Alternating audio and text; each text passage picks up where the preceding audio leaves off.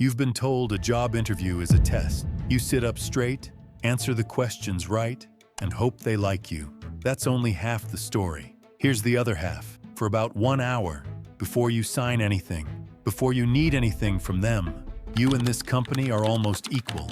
That never happens again after this. Most people never use it.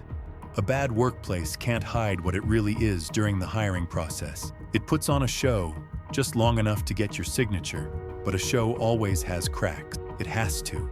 A show only needs to last 1 hour. A real workplace has to hold up every single day when nobody's watching. This is Dark Mechanics. Welcome to the channel. Today, I will show you 5 cracks in that show. 5 signs a workplace gives off before you say yes, and the exact question that pushes each one out into the open. Some of these you'll just notice. Some you have to go looking for. Both count. Let's start. Signal 1, the no power test. This is the version of the company you're supposed to be most impressed by. From the first email to the final handshake, this is the one time they're trying hardest to win you over. So watch what trying hardest actually looks like. Last-minute reschedules, vague directions, nobody telling you who you're meeting, a front desk person who barely looks up.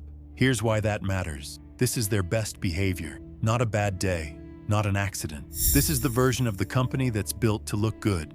If they can't get this part right, that's not the worst it gets once you're inside.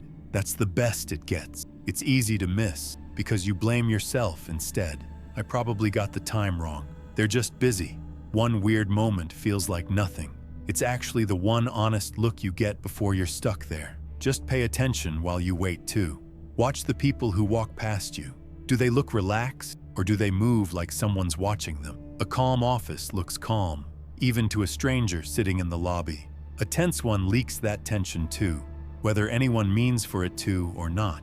You don't need a clever question here. Just notice and remember what you noticed. Write it down if you have to. It's easy to forget by the time the offer shows up. Signal 2, the family trap.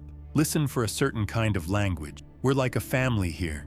We work hard, we play hard. It sounds nice. It's doing something else. Here's why it works on you. Families don't really have boundaries. They have obligations. Ask a job for a day off, and it's just a request. Ask a family for a day off, and it quietly feels like you're letting someone down. And here's the real reason companies say it. Building real pay levels, real rules for who gets promoted, real performance reviews. That takes real work. We're a family. Let's a company skip all of that, because family stuff gets handled case by case, off the books. And that always ends up favoring whoever already has the power. We work hard, we play hard, deserves its own second. Say it plainly, and it just means long hours, plus a culture where skipping the after-work drinks gets noticed. Neither of those is a value.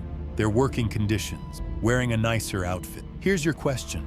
Don't ask what the culture is like. Ask how they measure performance and how they decide who gets promoted. A healthy team answers that in one sentence. A family answers it with a feeling instead. One more thing to watch. How do they talk about someone who left? A normal workplace describes a move. A family describes a betrayal. Here's where most people stop paying attention. Right when it matters most. Signal 3, the dodge test. Near the end of most interviews, you get the same offer. Do you have any questions for us? Most people ask something safe. What does a normal day look like? That's not a bad question. It's just not doing any work for you.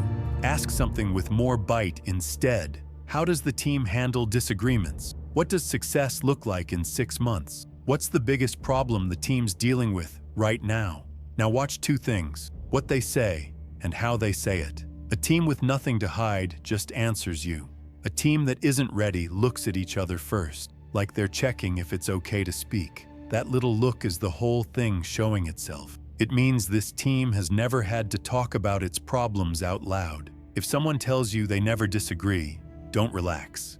Every real team disagrees sometimes. What they just told you is that disagreeing isn't safe there, so nobody risks it where you can see it. And if it's a panel, watch what happens when 2 people give you 2 different answers to the same question. That's not a mix-up either. That's a leadership team that never agreed on what this job even is. This next one takes a little homework before you walk in. It's worth it. Signal 4, the empty chair test. Before you go in, Do the math they hope you won't do. How long has this job been open? How many people have had it in the last 3 years? How long has the hiring manager had their own job? This is turnover, but for the one seat you'd actually be sitting in. A company can have great reviews online and still burn through this one role every few months, because whatever's causing that is probably the same manager, still there, about to train you next. The company keeps going fine. The seat doesn't. It's easy to miss, because most people research the whole company, not the one seat. Those reviews are an average. You're not about to work at the average. So just ask, how many people have had this job in the last 3 years, and what happened to the last one? Watch how fast and how honestly they answer that. A quick, clear answer is a good sign.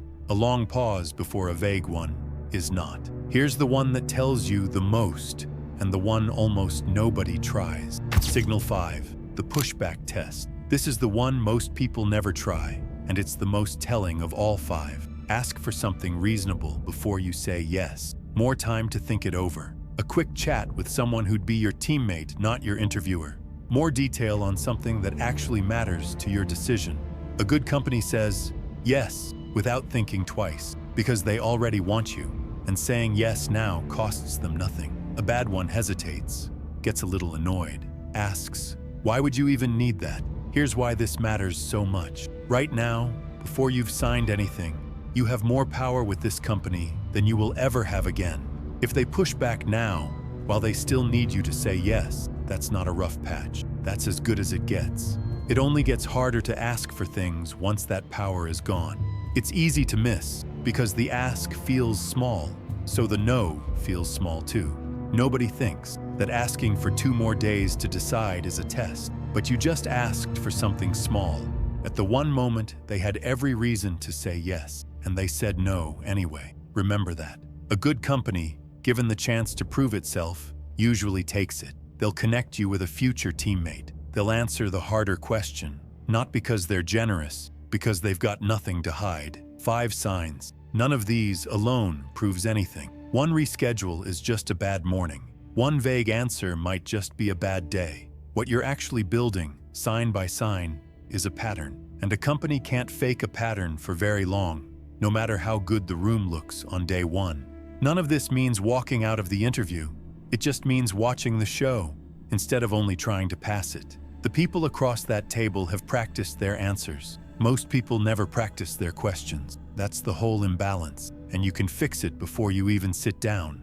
An interview was never a one-way test. It's the one conversation in your entire relationship with this company where you're both still deciding. Use it like it's mutual. Right now, it actually is. If you already took the job and you're working for someone who never takes the blame for anything, go watch our video on the reframe artist. That's the manager these 5 signs are usually warning you about. If this just saved you from walking into a room like this blind, hit the like button. It's the easiest way to help someone else see it before their next interview. Subscribe and tap the bell too, so the next one actually reaches you instead of getting buried. And before you go, drop a comment. Tell me which signal hit closest to home, or which one you wish someone had told you about before you took a job that turned out bad. And if there's a boss, a red flag, or a workplace pattern you want us to break down next, put it there too.